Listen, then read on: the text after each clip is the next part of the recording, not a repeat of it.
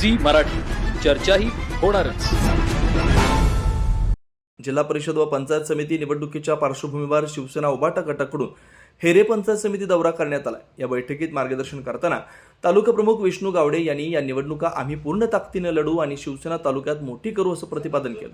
तर शिवसहकार सेना तालुका संघटक आनंद सोमाना शिंदे, एकनाथ वाके, ग्राहक संरक्षण सेना तालुका प्रमुख चंद्रकांत गावडे यांनी उपस्थित शिवसैनिकांना मार्गदर्शन केलं।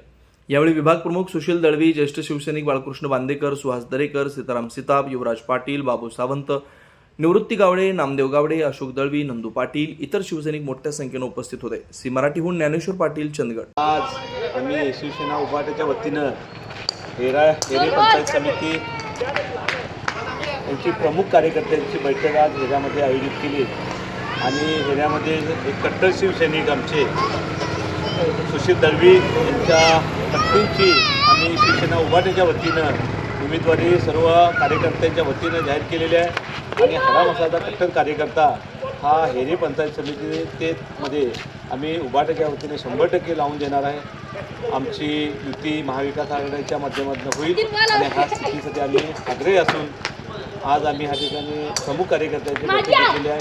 ही आमची प्राथमिक बैठक आहे।